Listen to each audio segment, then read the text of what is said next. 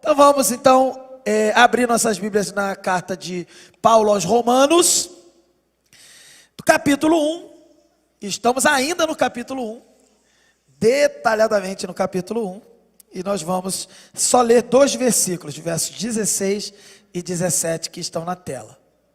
Versos 16 e 17. Dá até para a gente ler junto, né? Vamos ler junto? Vamos lá?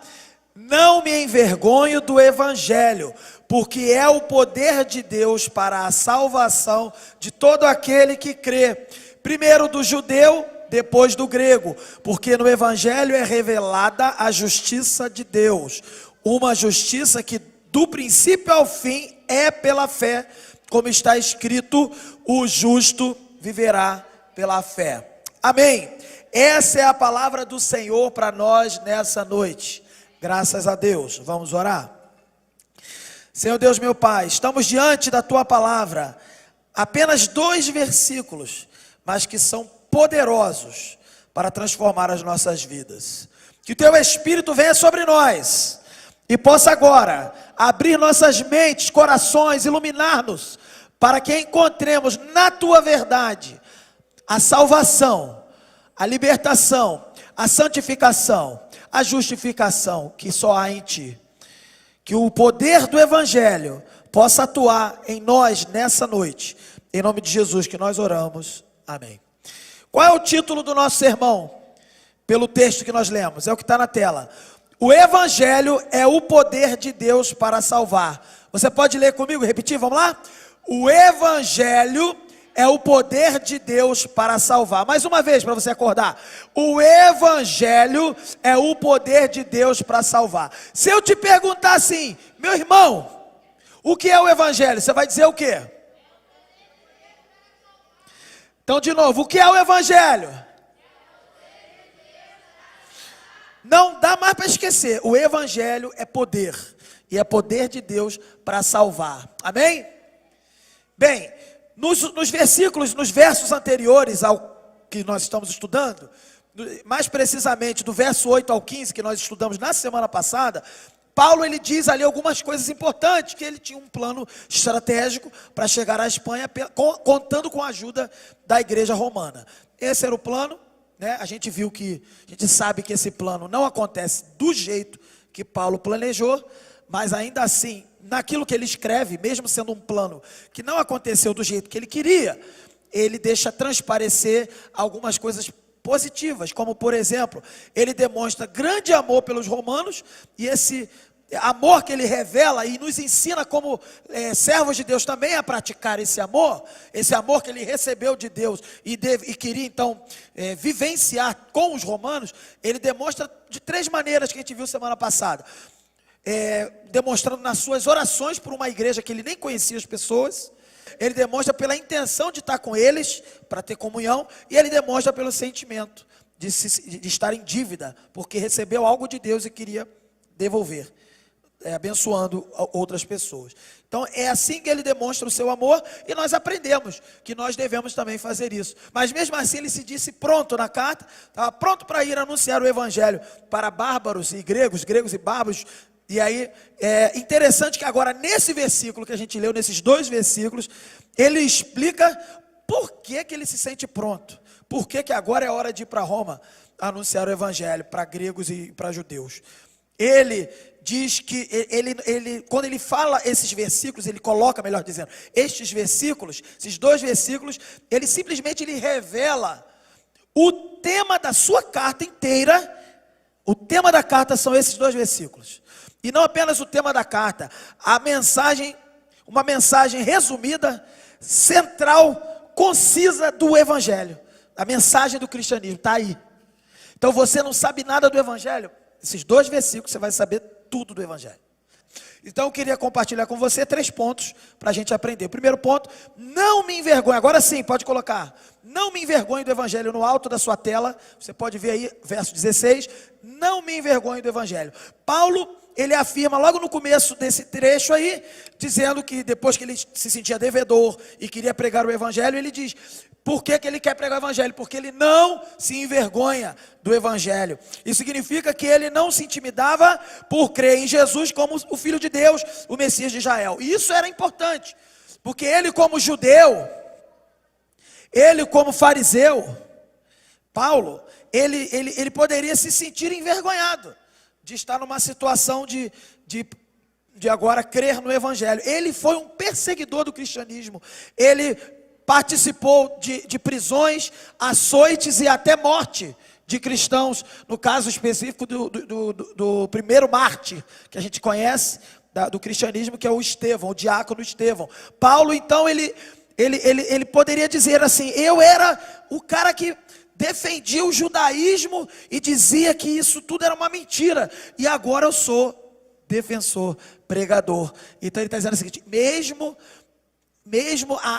tendo a pressão da sociedade, pressão da sociedade religiosa que ele fez parte, pressão do povo dele, contrário, eu não me envergonho do evangelho. É isso que ele está dizendo. Não é qualquer coisa. Essa declaração dele, de que ele não se envergonhava do evangelho, ela ganha um sentido muito maior quando você lembra quem é que está dizendo. Um cara que se diz e foi o pior dos perseguidores dos cristãos. É esse cara que está falando isso. Não me envergonho do evangelho. E o evangelho então era motivo para os judeus de vergonha, motivo para toda Israel de vergonha, porque imagina, o Filho de Deus seria um carpinteiro pendurado numa cruz. É vergonha total isso para o judeu, tá certo? E aquilo seria então um escândalo. Mas Paulo se torna então seguidor de Jesus, um pregador do evangelho. Ele não se sentia mais envergonhado, mas sim agradecido, privilegiado por ter sido liberto da mentira, por ter sido liberto do pecado, por ter recebido o evangelho. Talvez você tenha vivido numa mentira por muito tempo, e se você parar para pensar, se o evangelho te alcançou, você foi liberto da mentira. Paulo foi. Talvez você ainda esteja vivendo numa mentira, mas creia que o poder do evangelho hoje liberta você. Amém? Agora tenta imaginar a situação de Paulo. Vamos imaginar essa situação. Paulo chegando a Roma, dizendo que Deus havia salvado o mundo por meio de um carpinteiro. Imagina a situação. Que nasceu numa cidade pequena, esquecida, de Belém, contexto romano. Os romanos eram os imperadores ali, os governadores de tudo, do mundo todo, não apenas de Israel não, de tudo, do mundo todo. Aí, imagina, Paulo pregando sobre Deus, que havia salvado o mundo, através de um carpinteiro que nasceu numa cidadezinha lá daquela região lá de Israel, que já era um país mais ou menos, lá de Belém. E ainda assim ele arrumou alguns seguidores, né? Igual você tem alguns míseros seguidores no seu Instagram. Ele arrumou alguns seguidores, e os seguidores eram um bando de pescadores. Imagina Paulo contando isso para os romanos. Os romanos eram top, eles eram os maiores, os maiorais. E aí ainda assim ele foi traído por um seguidor e negado por outro. Olha que história é essa. Condenado por seu próprio povo e entregue por um procurador romano, que você sabe o nome, Pôncio Pilatos. E ele foi entregue à morte mais vergonhosa do Império Romano, que é a morte de cruz. É a morte para os piores criminosos do contexto ali romano. E é por isso que ele diz, então, poxa, ele estava indo pregar em meio a judeus e aos romanos em geral. Era só motivo de vergonha o que ele ia fazer. Era só derrota. Mas ele disse assim: eu não me envergonho do evangelho. O que você aprende? Que a vergonha que você pode achar passar por causa do evangelho, ela nem se compara ao que Paulo já passou. E se você continua negando e fingindo que é a favor e tal, mas na hora do vamos ver não demonstra a quem você serve, significa que você está se envergonhando do evangelho e assim envergonhando o nome de Jesus. Que Deus te dê força, que Deus me dê força para ser como Paulo. Quando tivermos os maiores motivos para nos envergonharmos, motivos humanos, carnais, que a gente não se envergonhe, que a gente lembre dos motivos que são maiores do que o que é humano, os sobrenaturais, os espirituais, de que realmente Deus salvou pecadores com essa história de um carpinteiro com pescadores seguindo ele. Segundo ponto que eu queria mostrar para você é o poder de Deus para a salvação. Então, se eu não me envergonho, Paulo fala, né? Ele fala também que o evangelho, não me envergonho do evangelho. O evangelho é o quê? O poder de Deus para a salvação, que é o título do nosso sermão de hoje. E Paulo, ele vai explicar o porquê, né, de não se envergonhar do evangelho. Ele vai explicar aqui nesse verso, ainda no verso 16. Porque ele diz assim: porque é o poder de Deus para a salvação de todo aquele que crê. E ele explica, primeiro do judeu, depois do grego. Então você repara que poderia parecer fraqueza para o romano, poderia parecer escândalo para o judeu, mas na verdade, né, para o grego, por exemplo, poderia ser falta de conhecimento e cultura, para o grego. Mas longe disso tudo, talvez os romanos poderiam pensar até que era uma manifestação realmente de fraqueza, mas é o poder de Deus se manifestando de forma clara. É isso que Paulo vai deixar bem visível aqui para todos nós. Ele vai explicar, e eu posso destacar alguns pontos aqui, que a gente pode inferir, que a gente pode raciocinar em cima desse texto, que nos mostram claramente por que Paulo defende que isso é motivo de orgulho, de alegria, né, e não precisa se envergonhar, e de fato porque é poder. Primeiro ele fala, vamos lá, o primeiro pontinho é a letra A. Primeiro problema que a gente vê, e é por isso que o evangelho é poder, é porque a humanidade ela está perdida. Mais à frente, a gente vai estudar isso com mais detalhes na própria carta de Paulo aos Romanos, nos versos 18, 19, 20, 21, ele vai falar, vai até o capítulo 3, falando de todo mundo que está perdido na história do ser humano. Mas aqui, a gente já pode raciocinar da seguinte forma: se Paulo fala que o evangelho é o poder de Deus para a salvação, presta atenção nisso. Se alguém precisa de salvação, significa que alguém está o quê? Perdido. Não é verdade? E ele não diz só um está perdido, é todo aquele que crê. Então há uma compreensão de que todo mundo precisa crer, porque está perdido. Então, ele está deixando claro isso. Se a galera toda, o ser humano tivesse salvo, não precisaria de salvação. Ele não precisaria estar falando do evangelho, que é o poder de Deus para a salvação.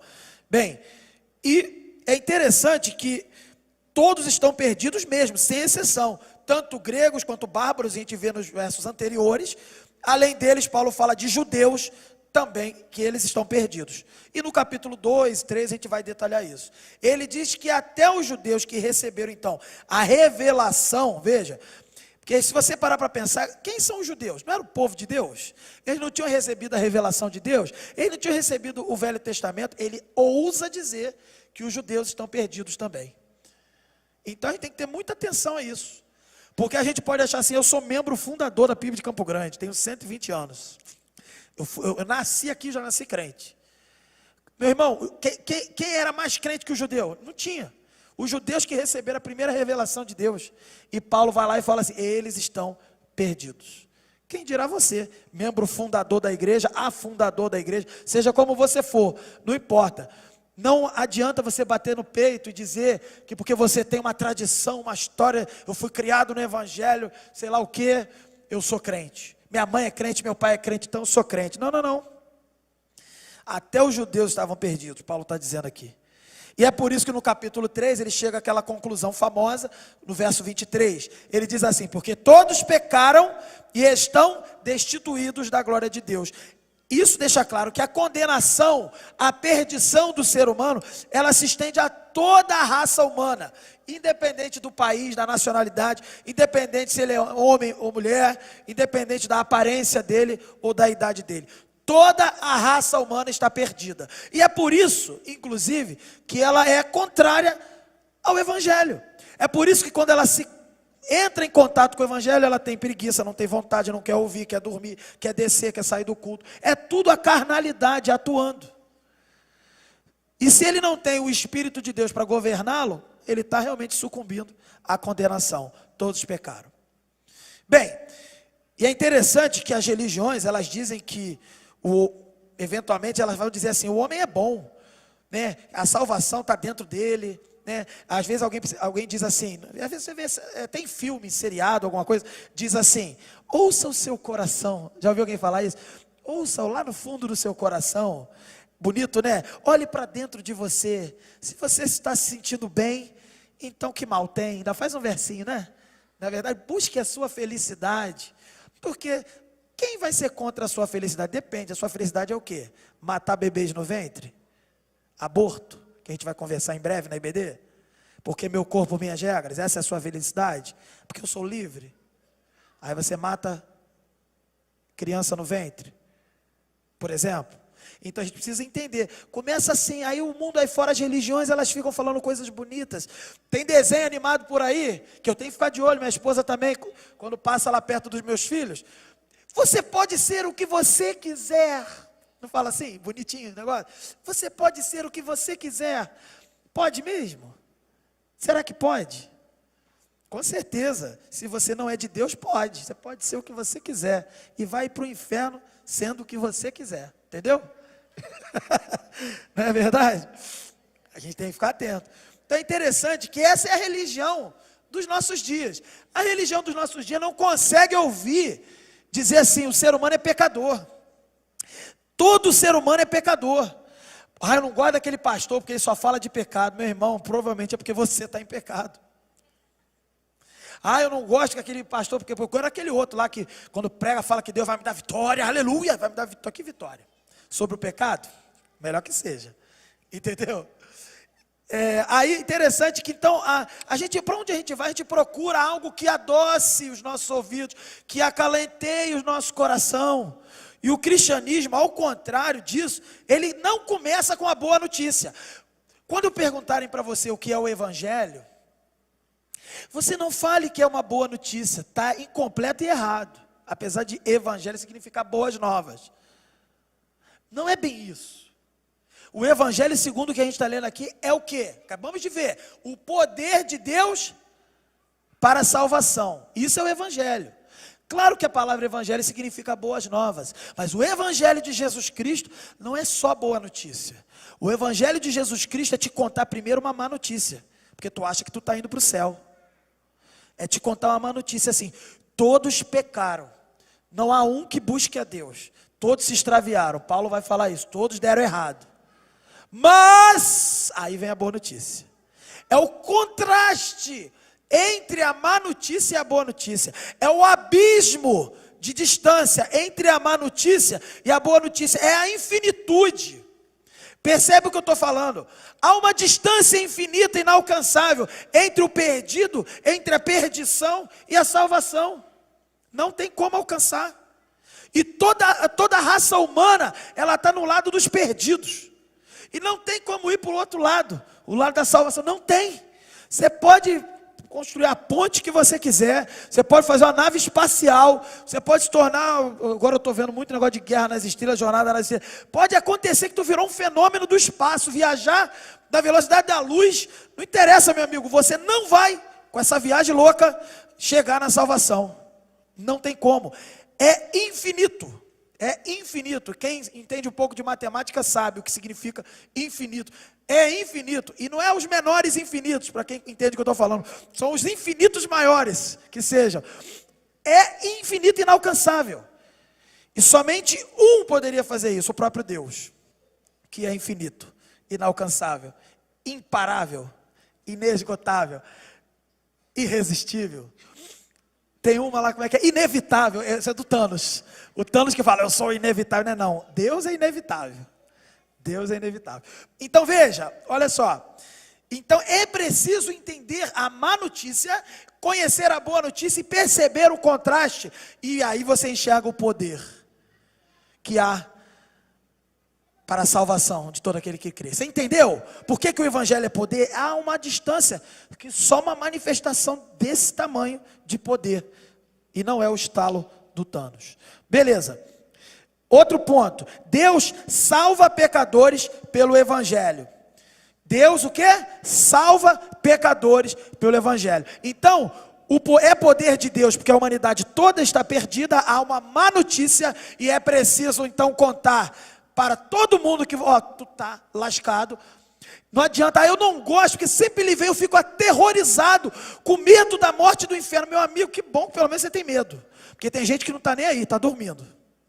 E está ainda assim, dormindo para o inferno. Entendeu? Pelo menos tu vai tremendo de medo. Já vai com mais respeito para o inferno, entendeu? Pelo menos tu está respeitando. De repente, o seu sofrimento vai ser um pouquinho menor, mas ainda vai ser uma coisa terrível. Mas o fato é que agora, então, no segundo ponto, Deus salva pecadores. Se a humanidade está perdida, Ele vai e salva. Essa é a boa notícia. Salva pecadores. O Evangelho é a boa notícia de que Deus, então, em seu grande amor pela humanidade perdida, enviou Jesus Cristo para morrer na cruz do Calvário como nosso representante. Pegou aí? Ah, pastor, estou cansado de saber. Só falta se converter, né? Eu sei. Está cansado de saber. Falta se converter. O que significa isso? Deus, vamos de novo, no seu grande amor, envia o seu Filho. Amor por quem? Pela humanidade. Por todos que estão perdidos. Por todos que estão hoje afastados de Deus, extraviados, dando errado. Ele então envia o seu Filho, Jesus Cristo, para morrer na cruz. Aí tu fala assim, por que cruz? Porque Deus quis. A questão não é nem a cruz, a questão é o que estava por trás da cruz. A cruz, você sabia que tinha 2 ladrões na cruz junto com Jesus? Se a cruz fosse a coisa mais importante, a gente ia ter 3 Jesuses, 3 Cristos para adorar agora. A gente adora 3 Cristos? Não.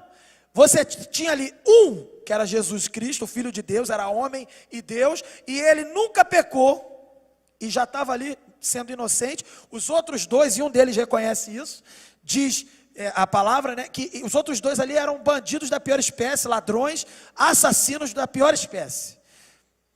Entenda, se o pior ladrão, estuprador que for, é esses caras que estavam ali do lado de Jesus.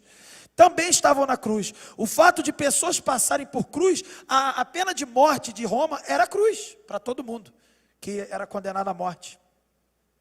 Então, a parte especial não era a cruz, a parte especial era Jesus, porque não tinha pecado, e foi condenado à pior morte da sua época.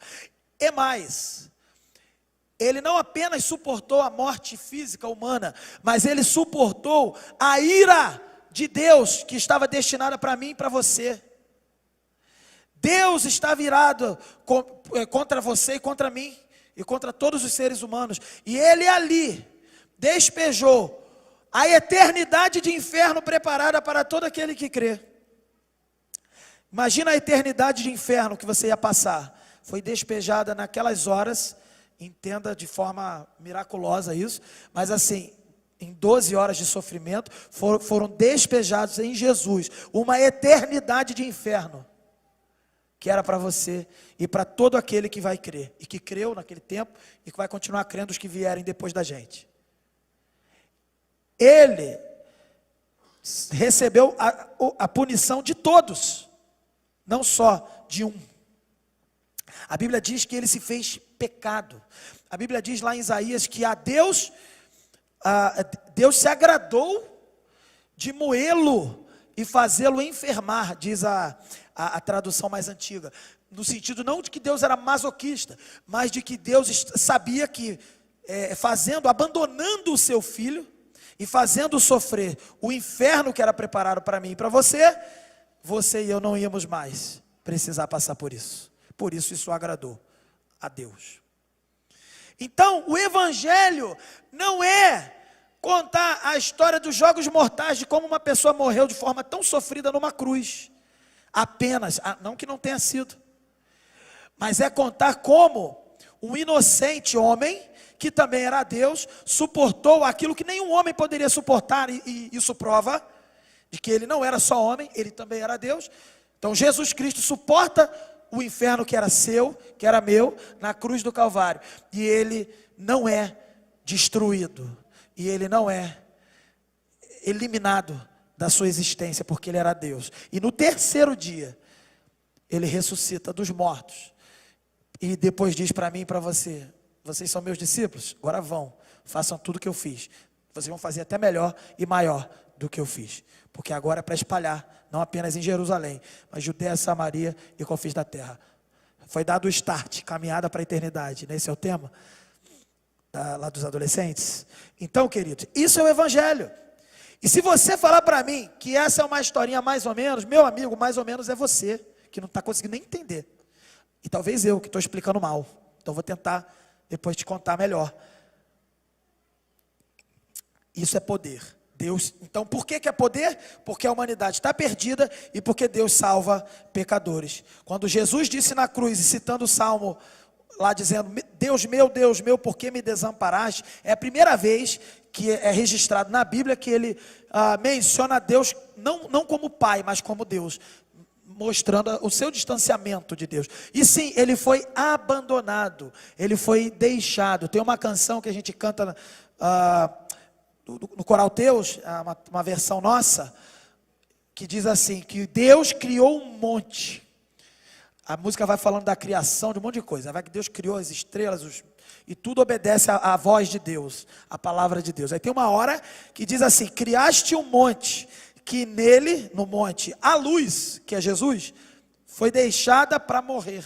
De fato, Jesus foi deixado, abandonado, para que você não fosse abandonado, para que você não fosse deixado. Você pode dar glória a Deus?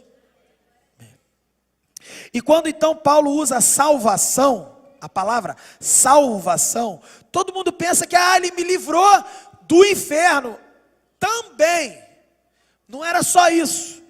Não é só no inferno lá no último dia quando você morrer, não. Ele te livrou e te salvou de várias coisas. Ele te salvou da culpa do pecado. Você era culpado, era para você pagar, mas Jesus pagou para que você não fosse mais culpado. Coloca você numa posição agora de paz. Você não é mais inimigo de Deus, você está de bem com Deus, está em paz, não mais em guerra. Ele também te salvou do poder do pecado nesse mundo. O pecado não mais governa a sua vida. Se você ainda está cedendo para o pecado, tem duas coisas acontecendo aí. Ou tu não está lutando com as armas certas, ou tu realmente não tem o domínio do pecado, e o pecado é que te domina. Então você precisa de salvação. E o terceiro aspecto, ele nos salva da presença do pecado. Um dia Jesus vai voltar, e quando ele voltar, ele vai finalizar a obra que é hoje vista pela fé, mas um dia ela será vista totalmente plena e materializada. E quando ele voltar, o seu corpo, o meu corpo será transformado num corpo glorificado. Teremos novos céus e uma nova terra. Viveremos uma nova realidade, uma realidade em que a presença do pecado não mais está aqui. Ele nos dá uma salvação completa em todas as áreas. A salvação é plena e completa. E somente dessa maneira que Deus salva pecadores. Você pode tentar ir para uma religião aí por aí. Você pode fazer caridade por aí. Você pode fazer várias coisas, meditação, acender incenso, vela. Faz o que tu quiser aí. Vai dar ruim. Só tem um jeito. Jesus Cristo. Pelo Evangelho, o poder para a salvação de todo aquele que crê. O Evangelho, ele é poder, também letra C, porque ele nos dá libertação do poder do pecado. Muitos, veja, libertação do poder do pecado. Vamos entender isso. Muitos estão atrás do que a gente chama de religião de poder. O pessoal gosta do poder. Esse é o crente, é o cara do poder, aleluia. O pessoal gosta do poder. Mas não entende que o Evangelho é que é o poder. O cara quer poder na bola de fogo, o cara quer poder na língua estranha, o cara quer poder nos milagres que ele ganha lá sei lá de quem que ele está ganhando. Ele quer casa própria, carro novo, passar no concurso, ele quer passar lá no vestibular, no Enem, sei lá o que a pessoa quer. Quer um monte de coisa. E não vou dizer que isso não está errado não, porque a gente deve buscar as coisas positivas dessa vida, mas isso não pode ser o alvo da nossa vida. E a verdade é interessante, porque o Evangelho é que é uma religião de poder, de verdade. A mais manifestação, entenda o que eu estou falando, mais manifestação de poder, quando Deus salva o pecador, como eu falei lá do abismo, de distância, infinitas distâncias entre a perdição e a salvação, a mais manifestação de poder, quando Deus transforma o pecador, inimigo de Deus, em seu amigo, em seu filho adotado em Cristo Jesus. do que qualquer outra manifestação de poder que você possa imaginar. Eu vi o galho acender no monte. Caramba, poder, hein? Eu vi uma bola de fogo. Eu vi, sei lá o que, eu vi o pai de santo levitar. E levita mesmo, hein? Eu vi um monte de coisa. Eu vi até os mágicos aí que fazem ilusionismo, aquilo ali é poder também. Sei lá o que tu viu. Deve ter sido poder. Mas o que eu quero deixar claro pela Escritura é que há mais manifestação, e não há manifestação de poder maior do que a transformação do pecador em amigo de Deus, em servo de Deus, redimido. Porque a distância era infinita, era inalcançável. Vamos pensar em algo maior ainda, algo que pareça ser maior. Morto ressuscitar. Para Deus, morto ressuscitar é assim, ó. Jesus chegou para Lázaro e falou: Lázaro, vem para fora. 4 dias morto, já estava cheirando mal. O que mais você vê na Bíblia é morto ressuscitando. Quando Jesus morreu, o que aconteceu? Quando ele morreu, em tuas mãos entrego o meu espírito. A Bíblia diz que então ele expirou, ou seja, ele morreu. Terremoto, eclipse, manifestação da natureza, e no cemitério lá os mortos levantaram. E não apenas levantaram, saíram proclamando o Evangelho, pregando o Evangelho. Vocês lembram disso? O Walking Dead que aconteceu no dia da morte de Jesus? Está lá. Pregaram o Evangelho. O que aconteceu com esses mortos? Voltaram para casa, ué. Foram lá encontrar seus parentes. Sei lá o que eles foram fazer. E depois o que aconteceu com eles? Morreram de novo. Porque se você parar para pensar, todos esses mortos que você vê na Bíblia que ressuscitaram, eles ressuscitaram para viver uma vida terrena. E a vida terrena pressupõe que um dia vai morrer. Todos morreram de novo. Lázaro morreu de novo. O filho da viúva lá, daquela história lá de Elias, viúva lá de Sarepta, né? Ele também ressuscitou e morreu. Talita Cumi, a menina que estava já quase que morta, se não estava morta, ressuscitou, mas um dia morreu, senão ela estava aqui ainda contando a história para a gente. Todo mundo morreu. Então, não precisa muito poder para ressuscitar morto, não. É preciso muito poder para suportar a ira de Deus e voltar para contar a história e salvar pecadores. Aí tem poder. E a partir de quem ressuscita, através de Jesus Cristo, ressuscita para nunca mais morrer. Para nunca mais morrer. Isso é poder. Amém? Por isso que a Bíblia fala que há mais festa no céu quando um pecador se arrepende do que qualquer outra coisa. Porque houve manifestação de poder. Como nunca, ou como nada pode ser comparado à salvação do pecador.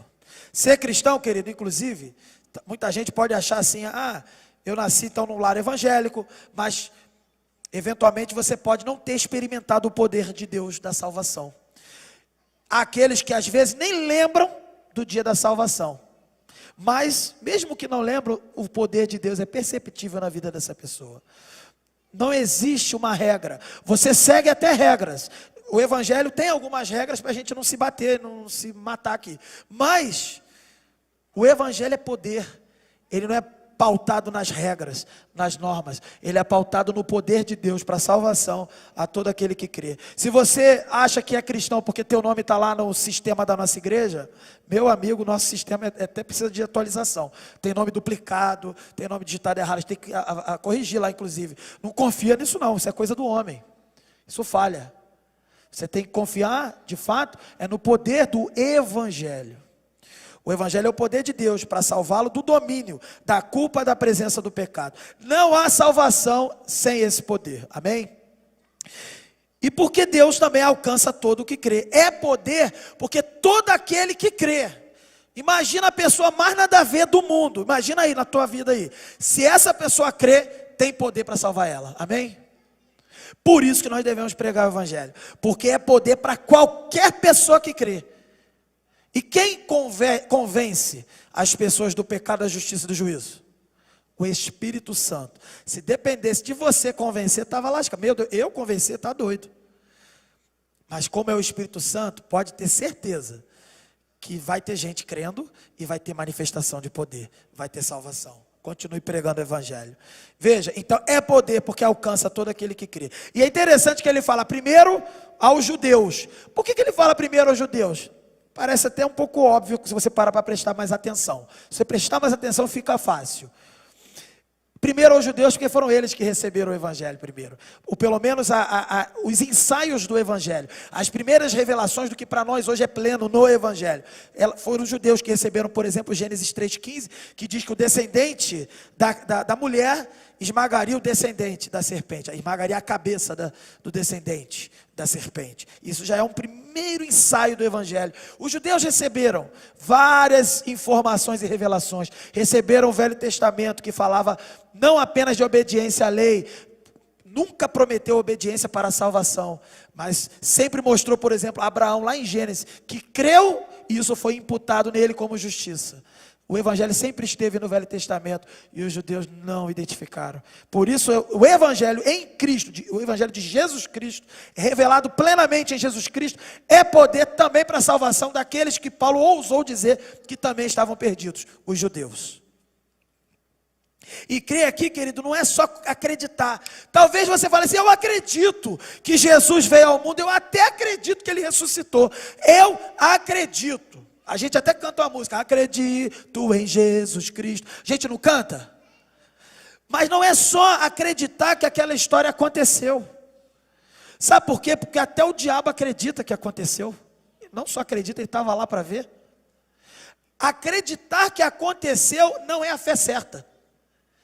Não é a fé que desperta a manifestação do poder de Deus. Ou não é uma fé despertada pela manifestação do poder de Deus.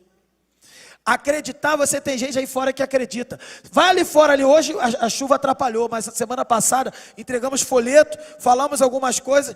Aí tinha hora que eu falava: Jesus Cristo é a salvação. Ele: eu sei. Passava: eu sei, é isso aí. Ele sabe, ele acredita. Mas isso não transforma a vida dele, não tem manifestação de poder. Essa fé não salva. Não é essa fé que você precisa aplicar. Ah, eu acredito, eu sei, eu concordo. Você não foi chamado para concordar, você não tem nem moral para discordar, nem concordar de algo tão poderoso como de Deus, como a obra de Deus. Você não é juiz, não tem nem poder para ser juiz disso. O que você foi chamado é para realmente crer de forma plena. O que significa crer? Porque é só crer. Não, não é só crer. Não é qualquer fé. Não é uma aceitação intelectual. Concordo, acho que é isso. Não, não é isso. É receber a verdade de Deus, tomar posse dela, falar: isso é meu, para mim. E se render a Jesus, falar: sim, eu sou pecador. Caramba, a má notícia me tomou conta agora, eu sou pecador e eu estou desesperado, como Isaías ficou. E Isaías já era crente, vamos dizer assim. Isaías, quando viu o trono de Deus, Isaías 6, ele disse: ai de mim, eu vou morrer. É isso que é crer. É saber que tu está lascado, que Deus olha para você e é só morte, a não ser que você se esconda num escudo tão poderoso como o evangelho, a fé em Jesus Cristo. E quando você se esconde em Jesus, você não fica escondido como Adão se escondeu quando pecou. Você fica totalmente revelado, mas em Cristo. Todo o teu pecado foi despejado em Cristo. E você, purificado e totalmente, comparando com Gênesis, nu e não se envergonhando mais, se apresenta diante de Deus. É se apropriar, se render a Jesus dessas verdades do Evangelho, é colocar a confiança nele, na obra completa da cruz. Não precisa de mais nada, a cruz é suficiente.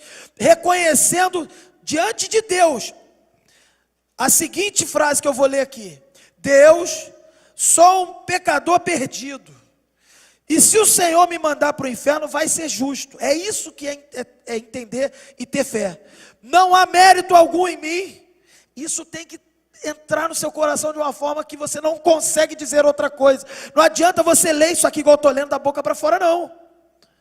Não há mérito algum em mim. E se o Senhor não tiver misericórdia de mim por meio do sacrifício de Jesus, estou condenado pelos meus pecados. Eu sei que é só por Jesus. Perdoa-me, pois sou pecador, e aceita-me. Se você conseguir falar isso aqui de verdade, sem ser uma leitura mecânica, então você tem fé. O poder de Deus se manifestou na sua vida. Talvez você esteja escutando aqui o que eu estou falando e está percebendo assim: cara, eu acho que eu não sou crente não. Pode ser. A gente te ajuda. Tu não vai para o inferno não. Isso é fé. É dessa forma que esse poder é dado para a gente, mediante a fé em Jesus Cristo. O terceiro e último ponto. Justiça revelada pelo Evangelho. Então, primeiro a gente viu, não me envergonhe do Evangelho. Segundo, nós vimos que é o poder de Deus para a salvação. E por que é o poder? Porque a humanidade está perdida, porque Deus salva pecadores pelo Evangelho, porque é libertação do poder do pecado e porque alcança todo aquele que crê. E por último, justiça revelada pelo Evangelho. O texto continua assim: porque no Evangelho é revelada a justiça de Deus, uma justiça que do princípio ao fim é pela fé. Como está escrito, o justo viverá pela fé. No Evangelho, querido, a justiça de Deus é revelada de fé em fé. É isso que está no texto. De fé do começo, fé ao final. Não adianta um pouquinho de fé agora e largar para lá. Não adianta começar fazendo coisa para depois acreditar. É fé no começo, manter durante e até o final, com fé. Se não for por esta fé salvadora, salvífica, não tem poder para a salvação. E no Evangelho, então, a justiça de Deus, ela vai se revelando pela fé, e isso não acontece em nenhum outro lugar, somente em nenhum outro conceito, somente no conceito do que a gente está vendo aqui do Evangelho. Se Deus é justo, então como pode salvar pecadores? Presta atenção, porque se você for segundo a sua justiça, se eu estou lascado, se eu sou pecador, Deus me salvar é injusto, então Ele não pode me salvar. É isso aí mesmo. A princípio é isso. Mas Deus deu um jeito. Não que fosse um plano B. Sempre foi o plano dele revelar o seu amor, o seu caráter pleno e também revelar a sua justiça. Por isso que Paulo está falando que a justiça de Deus é revelada aqui, do princípio ao fim, de fé em fé. Presta atenção nisso. A resposta para isso, como é que Deus pode salvar pecador e permanecer justo? A resposta está no Evangelho.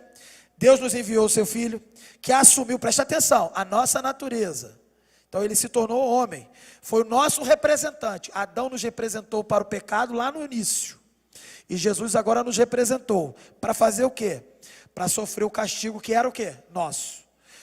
Que Deus fez cair sobre ele para não cair na gente. Até aí a gente entendeu.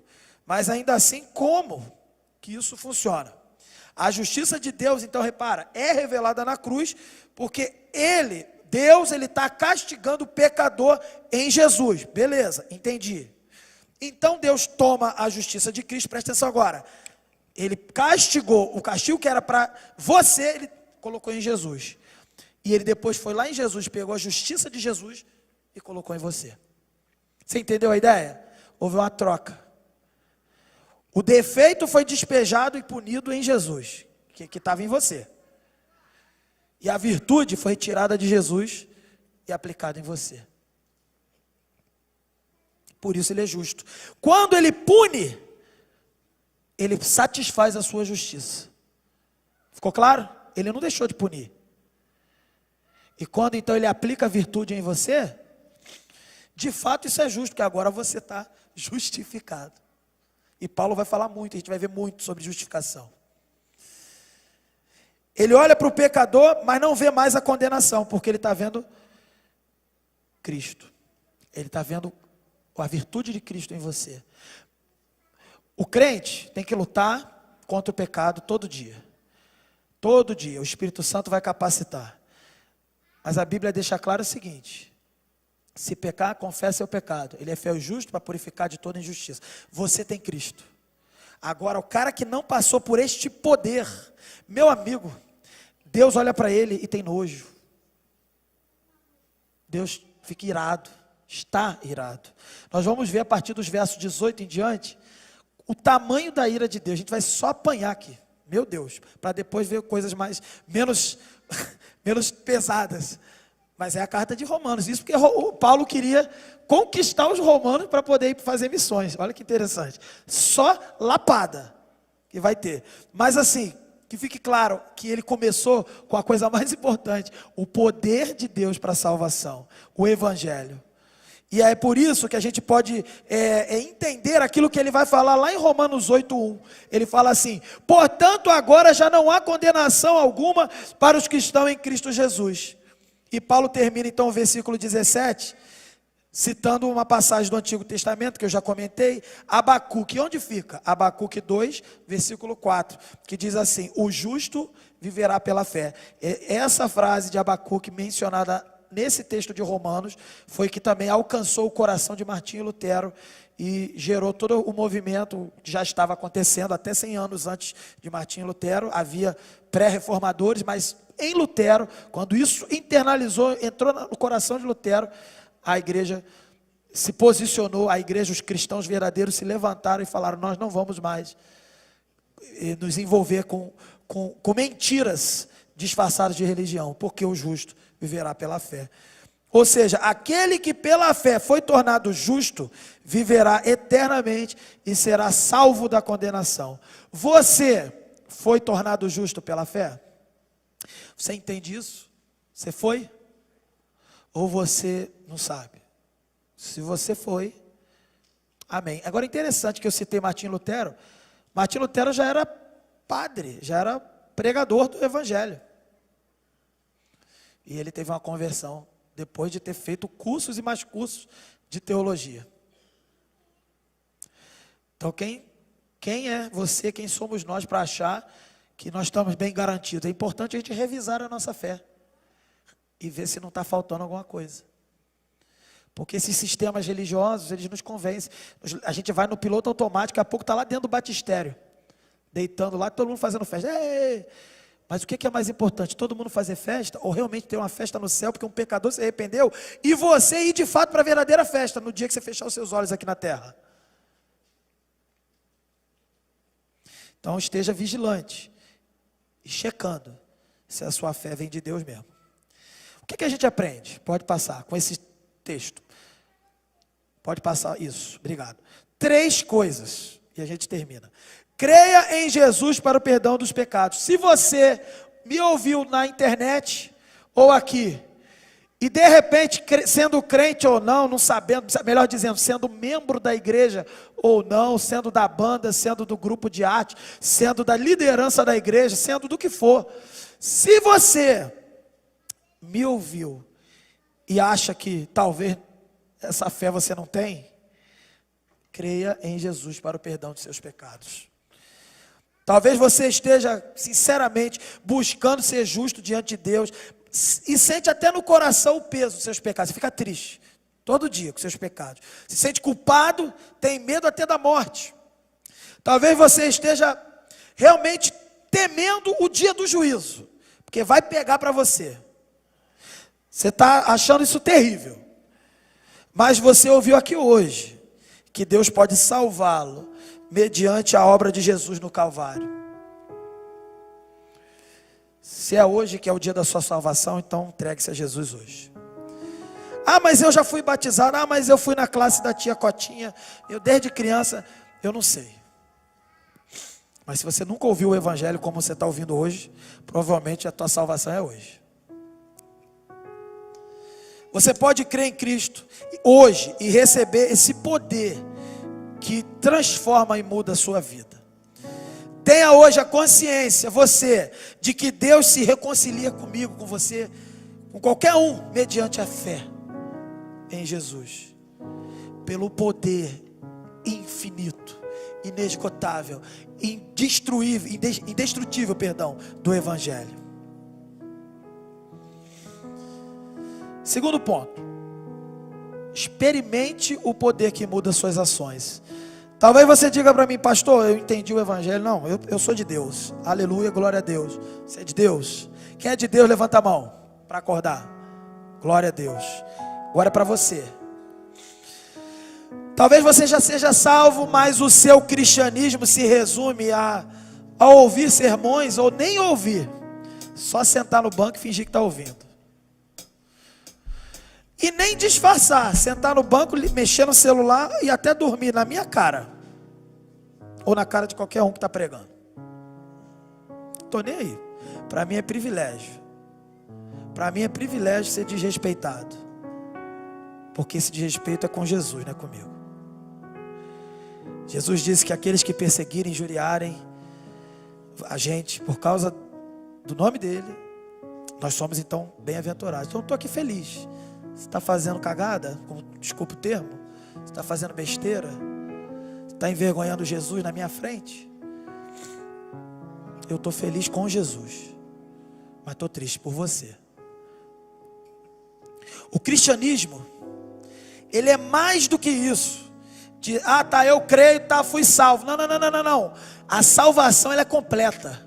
A salvação é para você se comportar como crente. A salvação é para você deixar os seus velhos hábitos. A salvação é para você não apenas ser livre do destino de morte eterna. Não, a salvação é para você viver uma vida abundante e viver expressando um caráter novo, um caráter que é igual ao de Jesus. Eu fui salvo, beleza, eu acredito. Mas você está sendo salvo do teu pecado de estimação? Todo dia está lá.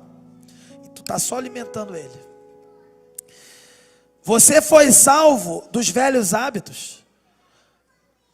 As pessoas nem perceberam a diferença antes de Jesus e depois. Saulo experimentou o poder do evangelho quando era o pior dos perseguidores, o pior dos pecadores, e se tornou o maior pregador, o maior defensor do evangelho. Isso é contraste. Tem contraste na sua vida? Do que era ruim e agora se tornou bom?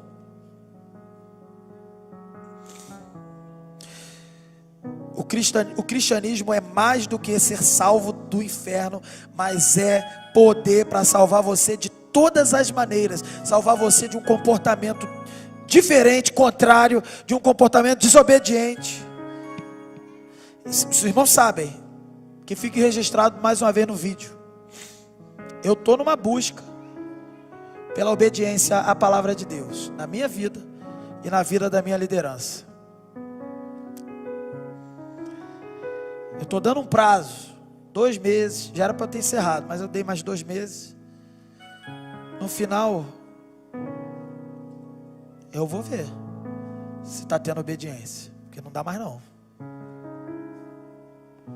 Temos bons líderes servindo ao Senhor, mas temos outros que se fazem de surdos e se fazem de fantasmas, desaparecem.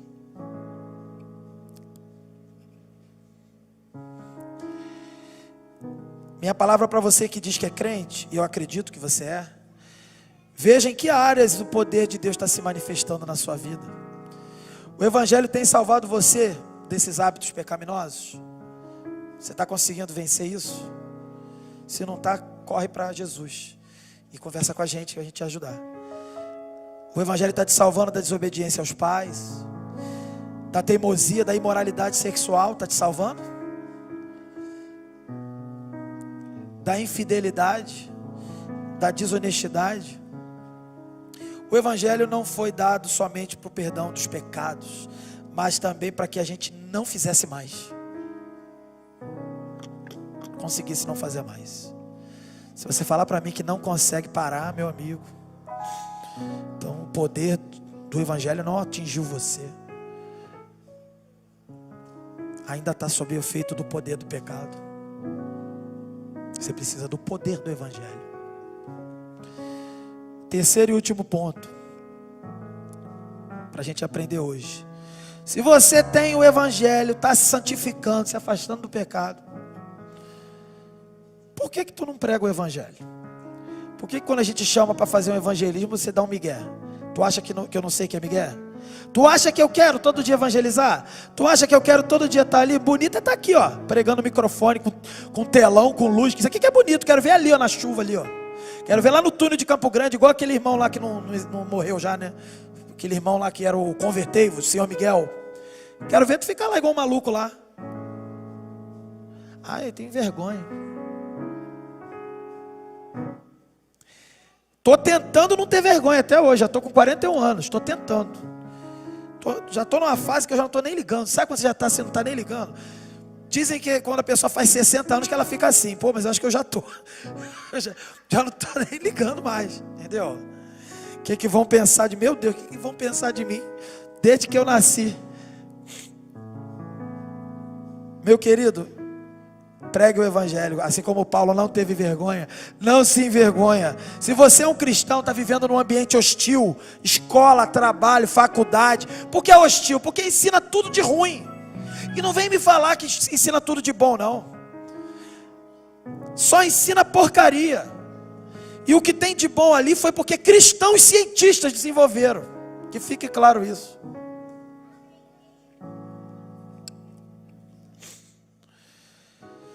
Se você vive num ambiente desse, seja no trabalho, teu chefe te persegue porque você é cristão, você se sente perseguido porque os seus coleguinhas não são crentes, meu amigo, o que são seus coleguinhas? Prega o evangelho e continue sendo esquisitão, não tem problema, seja o esquisitão de Deus. Também não precisa ser tão esquisito, pode ser menos. Também, não precisa. Uma coisa não tem nada a ver com a outra, entendeu? Pô, eu sou um esquisitão de Deus, o cara vai lá e surta. Não, não precisa também. Seja como Paulo, não tenha vergonha da sua fé, não se envergonhe do evangelho na frente dos seus colegas.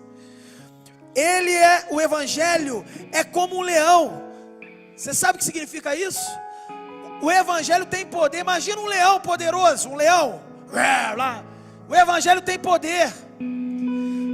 Tira ele da jaula, solta esse leão da jaula e deixa ele fazer o trabalho. Abre a boca, conta a má notícia e a boa notícia, ou seja, pregue o evangelho todo. Não fique preocupado se não vão te chamar para a festa. Fique na porta da festa, porque você já tem o ingresso garantido na festa do céu. O evangelho tem poder para salvar a vida das pessoas mais radicais, inimigos. Não tem. Ah, meu professor, meu amigo, teu professor é o quê? Paulo era o pior. Jesus apareceu para salvar ele. Ele era tão ruim que foi Jesus que foi. Paulo era o pior de todos, foi por isso que Jesus foi. Os outros nem são tão ruins assim. Todos são pecadores, mas nem é tão. Não precisa nem Jesus aparecer, basta você pregar o evangelho, você mesmo ali. Confie. Porque Jesus falou assim, quando mandou fazer discípulos, pregar o evangelho, ele falou assim: eis que estou convosco todos os dias, até a consumação dos séculos. Jesus também disse que quem se envergonhar dele na terra, ele vai se envergonhar dessa pessoa no céu. Melhor confiar que Jesus está com você e abrir a boca. Não tenha vergonha do evangelho. Não tenha vergonha de dizer no seu trabalho que você é cristão, que você é filho de Deus. Não tenha vergonha de viver as consequências de ser como Jesus. Você já sabe quais são: sofrimento e cruz, e exaltação no último dia. É isso aí. Tu está querendo o quê? Está querendo a molezinha agora? Não é agora. Desiste disso. Aceita o sofrimento, abraça a cruz. Negue-se a si mesmo, tome sua cruz e siga Jesus. Não se envergonhe daquele que na cruz do Calvário deu a própria vida em favor da sua. Sinta-se devedor, igual Paulo, no sermão da semana passada. Ele se sentia devedor, porque não merecia o que recebeu o que recebeu. Você também, sinta-se devedor. Eu também. Não tenha vergonha. Ao contrário, você pode dizer com humildade: sou grato a Deus por ser cristão. Sou grato a Deus pelo privilégio que Ele me deu de experimentar esse poder. Tu quer poder? Evangelho. Concluindo o nosso sermão, nós hoje podemos adorar a Deus, porque Ele quis salvar pecadores. Podemos louvar o nome do Senhor, porque o seu poder se revela numa mensagem tão poderosa como a mensagem do Evangelho do seu Filho. Ele foi pendurado na cruz, morto, ressuscitado por nossos pecados. Por isso você e eu podemos louvar o nome dEle, porque Ele quis salvar a gente, Ele não precisava da gente. E nos deu o privilégio de conhecer essa mensagem. Pessoas morreram, Sangue foi derramado, não apenas o de Jesus, que inaugurou toda essa história, mas depois outros imitaram Jesus e derramaram seu sangue, para que a palavra de Deus, a Bíblia, a mensagem chegasse até você. Seja grato a Deus, porque alguém sofreu, muitos sofreram, para que você tivesse isso aqui, ó, celular, molezinha para você aqui. Tem gente lá do outro lado do mundo que não tem essa facilidade, e tem gente morrendo, para que a mensagem chegue lá. Portanto, queridos, vivamos para a glória de Deus, que nos entreguemos a Deus com a seguinte oração: ó Senhor, que poderei te dar, de que forma poderei te retribuir pela manifestação do Evangelho, que é o teu poder em minha vida? Você consegue orar assim? Toma, Senhor, a minha vida, usa-me onde quer que eu esteja, que eu seja um enviado do Senhor, um emissário da cruz, um proclamador desse Evangelho, sabendo que Ele é o poder de Deus e que ninguém pode deter. Amém? Vou terminar assim. Se você fizer isso, aí a gente pode dizer assim: a vitória é tua, em nome de Jesus, porque a vitória é de Jesus. Amém? Vamos ficar de pé, vamos encerrar o nosso culto.